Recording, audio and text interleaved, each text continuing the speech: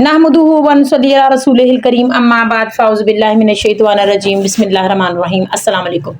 नाज़रीन, वैसे तो इंजीनियर साहब किसी न किसी आलिम को बेनकाब करते ही रहते हैं। मुफ्ती उस्मान तकी साहब, उनको उन्होंने एक बात में हाईलाइट किया है। उन्होंने अपने भाई की नमाज जनाजा पढ़ाई, उसमें ऐसी कौन सी बात थी कि जो इंजीनियर साहब ने हाईलाइट की है और हमको बताया है कि ये क्या क्या दो नंबरी करते हैं। आइए सबसे पहले ये वीडियो देखते हैं, इसके बाद इस पर मज़ीद बात करते हैं। उस्मानी साहब हफिज़हुल्लाह ताला ने अपने बड़े भाई मुफ्ती रफ़ी उस्मानी रहिमहुल्लाह ताला का जनाजा पढ़ाया, और टेक्नोलॉजी ने जहां कहीं पे भी अपने पंजे गाड़े हैं तो बड़े लोगों को एक्सपोज कर दिया है। हर एतबार से लोग एक्सपोज हुए हैं। अब वो उनकी बदकिस्मती थी या इस अवाम की खुशकिस्मती थी कि वो कॉलर माइक बिल्कुल करीब लगा हुआ था, पढ़ रहे वो सिर्रन थे, लेकिन सूरतुल फातिहा पढ़ते हुए आवाज बाहर आ गई, बस उसकी वजह से फिर उधम मच गया। ऐन मुमकिन है उन्होंने जानबूझ के खुद थोड़ा सा ऊंचा पढ़ा हो, लेकिन वो ऊंचा पढ़ने की जरूरत नहीं है। वो पढ़ रहे वैसे सरगोशी में थे, लेकिन वो आवाज बाहर आई, और जो फिरकाबाज होते हैं उनके तो कान फौरन खड़े हो जाते हैं कि ये क्या हो रहा है। और उसके बाद दो तबकात बन गए। एक वो गिरोह था जो उनके हक में बोल पड़ा, लेकिन वो बोला भी फिरका वारियत के अंडर कि जी ये जो सूरह फातिहा पढ़ी है इन्होंने, ये हमारे नजदीक भी जायज है, लेकिन सना के तौर पर, कुरान के तौर पर नहीं, क्योंकि हमने तो हर वो बात करनी है जो अल्लाह के महबूब सल्लल्लाहु अलैहि वसल्लम की तालीमात के अपोजिट हो।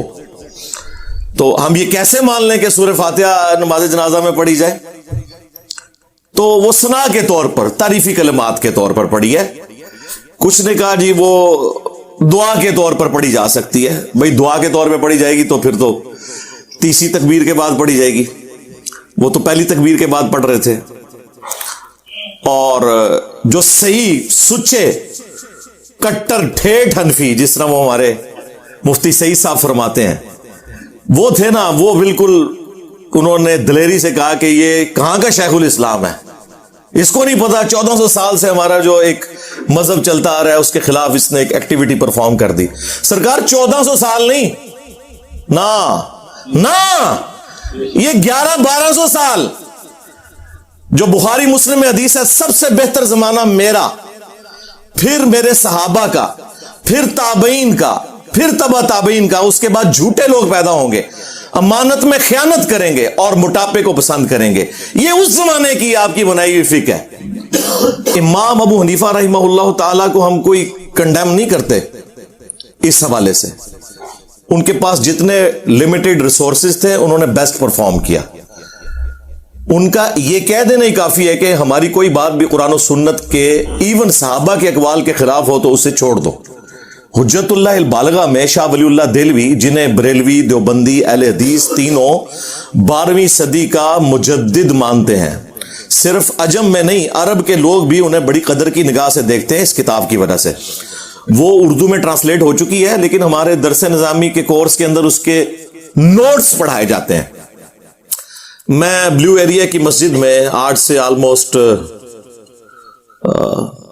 14 साल पुरानी मैं बात कर रहा हूं, देवबंदियों की एक मस्जिद में बैठा हुआ था, तो वहां मुफ्ती साहब से एक डिस्कशन शुरू हुई। तो मैंने उन्हें कहा कि हुज्जतुल्लाह अल बालिगा में तो शाह वलीउल्लाह देलवी ने तकलीद को इस उम्मत की खराबी की सबसे बड़ी वजह बताया, और उन्होंने तो कंडेम किया है अंधी तकलीद को। वो कहते हैं कि कुरान और सुन्नत के दलाइल के अंदर अंदर आपने किसी की बात माननी है, और उन्होंने तो आइम्मा अरबा के अकवाल नकल किए हैं।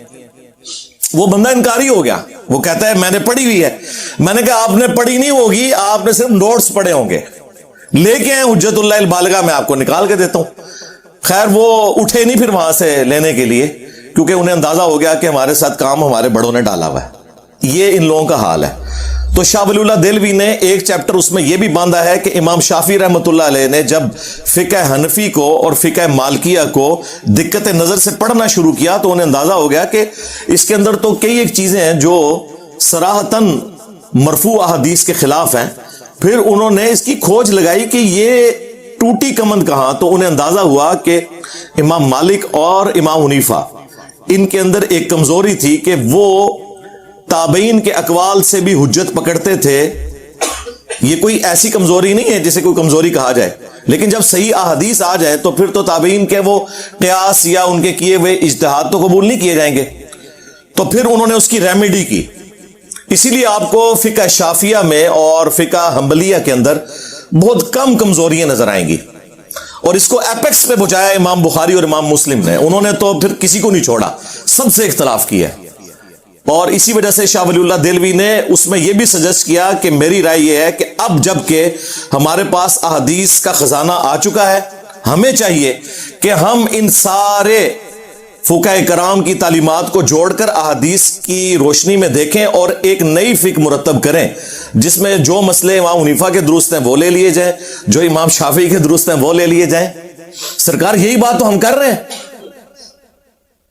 और शाह वलीउल्लाह देलवी लिख के गए हैं। लेकिन सरकार, शाह वलीउल्लाह वायरल नहीं हुए थे ना, इंजीनियर साहब वायरल हो गए हैं। मसला यह है कि एक सिक्योरिटी गार्ड भी इंजीनियर साहब की वीडियो देख रहा है, एक जनरल भी वीडियो देख रहा है, एक सुप्रीम कोर्ट का जज भी देख रहा है, एक रेडीमान भी देख रहा है, एक डॉक्टर भी देख रहा है, एक इंजीनियर भी देख रहा है। और वो मौलवी जो कि कुरान और सुन्नत के दुश्मन है वो नहीं देख रहे या छुप छुप के देख रहे हैं, लेकिन उनके बच्चे जरूर देख रहे हैं, क्योंकि हम उनकी बैठकों में उनकी इजाजत के बगैर यूट्यूब के जरिए मोबाइलों में दाखिल हो चुके हैं अल्हम्दुलिल्लाह। तो अब इस वजह से ज्यादा फितना खड़ा हो गया, यानी वो पंजाबी वाला फितना नहीं, अरबी वाला आजमाइश। तो ये इन लोगों की हालत है। ये यानी सफाइयां पेश कर रहे हैं कि फ़िक़्ह हनफी भी सही है और मुफ्ती साहब भी सही हैं, और जो कट्टर ठेठ सुच्चे हनफी हैं वो कह रहे हैं नहीं, मुफ्ती साहब की ऐसी की तैसी। तो मैं सबसे पहले सलाम उन्हीं हनफियों को पेश करूंगा जिन्होंने मुफ्ती साहब को गालियां निकाली हैं कि आप वाकई सुच्चे हनफी हो, क्योंकि हनफियत की बुनियाद यह है कि कुरान और सुन्नत और इजमा को पीछे रख के अपने बाबों के जो ख्यालात हैं, उनके नजरियात हैं, उन्हें आगे लेके आना है। तो मैं आपको सलाम पेश करता हूं, आप वाकई एक नंबर है। और जो दूसरे मुफ्ती साहब का दिफा कर रहे हैं, मैं उन्हें दावत तौबा पेश करता हूं कि या तो वो अपनी उस फ़िक्र को छोड़ें, ये दो कश्तियों के मुसाफिर ना बने कि बैक वक्त दोनों चीजों को पैरेलल में आप लेके चल रहे हैं। मान ले कि गलती हुई है। वैसे तो बड़े फखरिया कहते हैं कि जी वो तो आइम्मा इकराम के अकवाल है कि हमारी कोई बात भी कुरान और सुन्नत के खिलाफ हो तो उसे छोड़ दो, देखो हम अंधी तकलीद नहीं करते, और फखरिया ये बात बताते हैं। लेकिन प्रैक्टिकली कोई एक बात इन्हें बता के बताएं और देखें, इनके चेहरे बताएंगे कि इनके ऊपर कैसी नागवारी आएगी। जी तो नाजरीन, आपने सुना, अब तो जो सोशल मीडिया का दौर है और जो ये मुख्तलिफ तरह की बातें लोगों के सामने आती रहती हैं, ये लोग इससे भी नहीं डरते कि हम बेनकाब हो रहे हैं, हम खुल के एक्सपोज हो रहे हैं। ये अपने डटाई के काम पर लगे हुए हैं और अपने अपने अकीदों पर डटे हुए हैं। इंजीनियर साहब ऐसी बहुत सी इनकी बातें हाईलाइट कर चुके हैं, वो शोर मचा मचा कर चीख कर बता रहे हैं कि ये उलमाए कराम क्या क्या दो नंबरियां कर रहे हैं। लेकिन अब हमारा काम है कि हमने किसके पीछे चलना है, किसको सही मानना है, किसको नहीं। अल्लाह पाक ने हमें अक्ल भी दी है, कान भी दिए हैं और आंखें भी दी हैं। अल्लाह पाक हम सबको अपने कामात पर चलने की तौफीक अता फरमाए, आमीन। चैनल को प्लीज़ सब्सक्राइब करें, वीडियो को शेयर करें, लाइक करें। अस्सलाम वालेकुम।